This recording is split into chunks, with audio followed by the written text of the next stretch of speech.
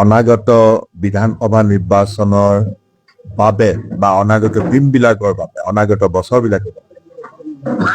এখন people's manifesto এখন জনতাৰ ইস্তাহাৰ তৈয়াৰ কৰিবৰ কাৰণে আমি কামত আগবাঢ়িছো। যোৱা 6 ডিচেম্বৰৰ পৰা পিপলছ মেনিফেষ্টো হ'ল যে আমাৰ যিখন মেনিফেষ্টো হ'ব, যিখন আমাৰ পাথেয় হ'ব কংগ্ৰেছ, আমি অসমৰ মানুহৰ কথা শুনিম,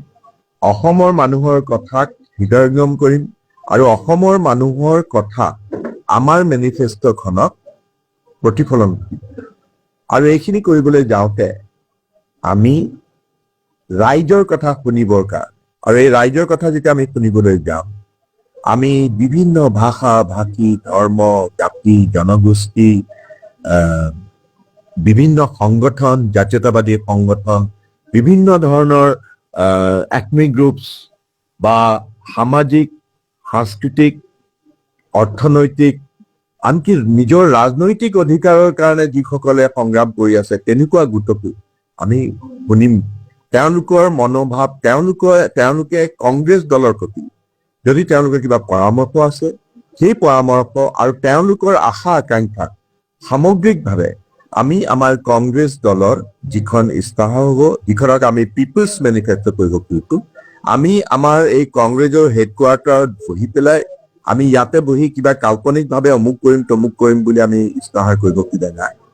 যোৱা 6 ডিচেম্বৰত আমাৰ যিটো কনচালটেশ্যন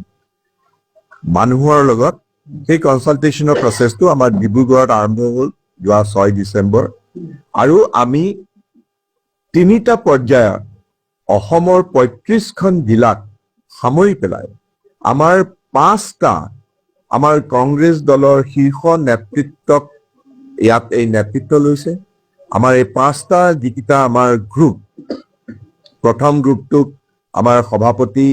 শ্ৰী গৌৰৱ গগৈয়ে নিজে নেতৃত্ব দিছে। দ্বিতীয় গ্ৰুপটোক আমাৰ লিডাৰ অব অপজিশ্যন বিধানসভাৰ শ্ৰী দেৱব্ৰত শইকীয়াই নেতৃত্ব দিছে।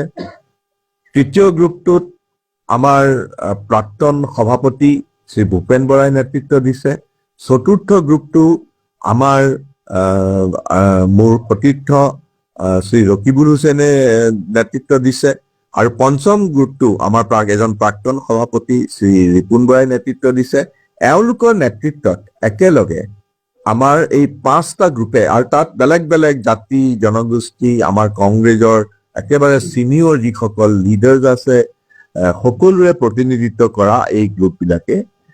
অসমৰ বিভিন্ন জেগালৈ গৈছে। পাহাৰ ভৈয়াম বৰাক ব্ৰহ্মপুত্ৰ সকলোকে সামৰি পেলাই মই নিজেও বৰাক উপত্যকাত এই এনেকুৱা এটা গ্ৰুপৰ নেতৃত্ব লৈ পেলাই বৰাক উপত্যকাত কেইবাদিনো থাকি আহিলো। এতিয়া এই মুহূৰ্ততো আজিৰ দিনটো আমাৰ এই তৃতীয় পৰ্যায়ত 5টা গ্ৰুপে অসমৰ চুকে কোণে গৈ কথা পাতিছে। আৰু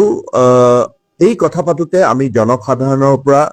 সঁচা কথা ক'বলৈ গ'লে আমি অভিভূত হৈছো, অভূতপূৰ্ব সঁহাৰি পাইছো। বিভিন্ন জাতি জনগোষ্ঠীৰ হয়তো কিছুমান এনেকুৱা ধৰণৰ সংগঠন যিবিলাকৰ লগত হয়তো আমাৰ মন নিমিলে, হয়তো তেওঁলোকে আমাৰ কংগ্ৰেছ দলৰ প্ৰতি তেওঁলোকৰ কিবা মনতে কিবা ধৰণৰ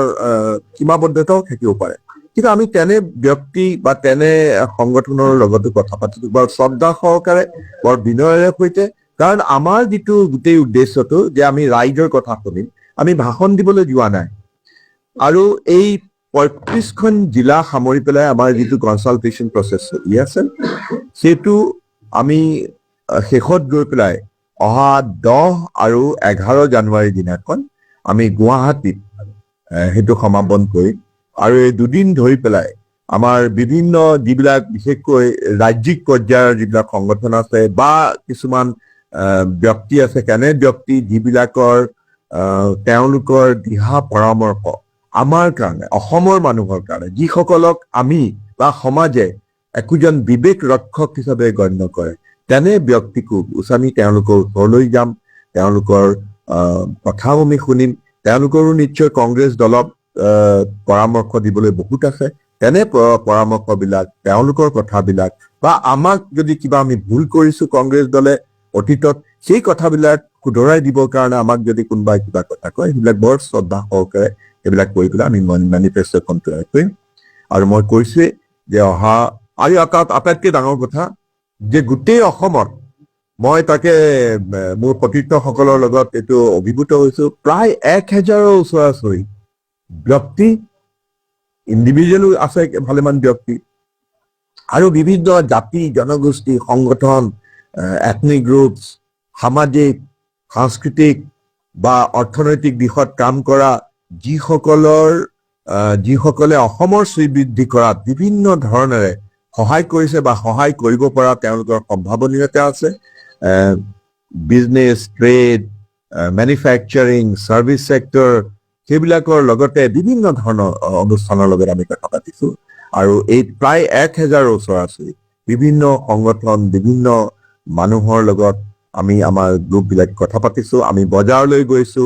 আমি কোৱা মাছৰ বজাৰতো গৈছো আমি ষ্টেচনত যিসকলে পৰিশ্ৰম কৰি পেলাই হয়তো লোকৰ ভাৰ তেওঁলোকে লৈ যায় বহন কৰে বা আমি বিভিন্ন ধৰণৰ অনুষ্ঠানলৈ গৈছো নিজে কৈছো আৰু আমাৰ এই যিটো ৰাইজৰ প্ৰতিনিধি ৰাইজৰ কংগ্ৰেছ এইবিলাক ছাজেশ্যন আমি দিছো আমি প্ৰত্যেকেই এনেধৰণেৰে ৰাইজৰ ওচৰলৈ গৈছো ইয়াত মানুহে ছাজেশ্যনো দিছে লিখিতভাৱে বা এনেধৰণে আমি বিভিন্ন ধৰণে আমি অসমে কি বিচাৰে আমাৰ কথাটো অসমে কি বিচাৰে এই অসমে বিচৰা বস্তুখিনি যাতে আমি আমাৰ মেনিফেষ্টো আমি ইয়াত কোনো দিল্লীৰ পৰা জাপি দিয়া কোনো মেনিফেষ্টো নহয় দিল্লীত বহি বা ড্ৰয়িং ৰুমত বহি আমি তৈয়াৰ কৰা নাই এই অসমে কি বিচাৰে সেইটো আমি জনসাধাৰণৰ পৰা শুনি পেলাই জনতাৰ ইস্তাহাৰখন কৰিবৰ কাৰণে আমি কামত আগবাঢ়িছো আৰু সেইকাৰণে অহা 10 জানুৱাৰী আৰু 11 জানুৱাৰী ইতিমধ্যে আমাৰ বিভিন্ন গ্ৰুপবিলাক আমাৰ টীমবিলাক অসমৰ বিভিন্ন জেগাৰ পৰা আহি পেলাই গুৱাহাটীত সমবেত হ'বহি এই দুইটা দিনতে অসমৰ বিশেষকৈ ৰাজ্যিক পৰ্যায়ৰ যিসকল ব্যক্তি বা অনুষ্ঠান আছে তেওঁলোকৰ লগত আমি ভাৱৰ আদান প্ৰদান কৰিম তেওঁলোকৰ পৰামৰ্শ শুনিম তেওঁলোকৰ কথা শুনিম আৰু সকলোকে সামূহিকভাৱে জনতাৰ কথাৰে সৈতে অসমৰ মানুহৰ কথাৰে সৈতে কংগ্ৰেছ দলে অনাগত দিনবিলাকত আৰু অনাগত বছৰবিলাকত আগবাঢ়ি যোৱাৰ কাৰণে সংকল্প